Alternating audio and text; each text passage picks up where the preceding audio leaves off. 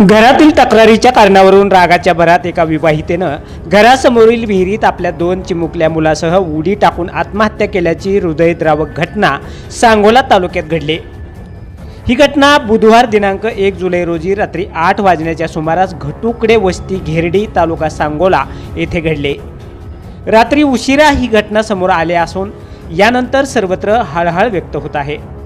आशिष महादेव यमगर वय वर्ष 35 राहणार बाकी रोड यमगर घटुकडे वस्ती घेरडी तालुका सांगोला यांचा शिरनांदकी तालुका मंगळवेढा येथील बाळू बाबूराव थोरबोले यांची मुलगी वैष्णवी हिच्याबरोबर 5 ते 6 वर्षापूर्वी विवाह झाला होता।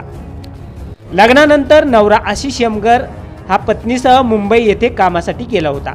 ते चालक म्हणून खाजगी कंपनीमध्ये काम करत होते। त्यांना तेजश्री वय 3.5 वर्षे व रुद्राक्ष वय 15 महिने अशी 2 मुले होती। ते कर्नाटकी बेंदूर सणानिमित्त आपल्या गावी पत्नी व मुलासह जूनच्या शेवटच्या आठवड्यात आले होते।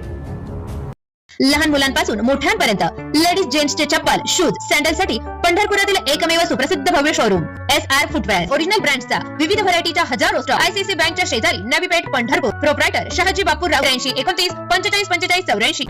दरम्यान बुधवार दिनांक 1 जुलै रोजी रात्री 7:30 पूर्वी वैष्णवी हिनं घरातील तक्रारीवरून रागाच्या भरात आपल्या तेजश्री व रुद्राक्ष या 2 मुलासह शेतातील घरासमोर असलेल्या विहिरीत उडी मारून आत्महत्या केली। त्यांच्यात नेमकी तक्रार काय झाली आणि कधीपासून वाद सुरू होता याबाबत कोणतीही माहिती अद्याप स्पष्ट झाली नाही। वैष्णवी आशिष यमगर वय वर्ष 28, तेजश्री आशिष यमगर वय वर्ष 3.5 वर्षे व रुद्राक्ष आशिष यमगर वय वर्ष 15 महिने अशी पाण्यात बुडून मृत पावलेल्यांची नावे आहेत। वैष्णवी, तेजश्री व रुद्राक्ष यांना विहिरी बाहेर काढून त्यांचे मृतदेह सांगोला येथील ग्रामीण रुग्णालयात आणण्यात आले। शवविच्छेदन करून गुरुवार दिनांक 2 जुलै रोजी सकाळी 8च्या सुमारास घेरडी येथे तिघावरही शोकाकुल वातावरणात अंत्यसंस्कार करण्यात आले। याबाबत पोलिसांनी अकस्मात मृत्यू म्हणून नोंद केली असून पोलीस उपनिरीक्षक संजय राऊत अधिक तपास करत आहेत।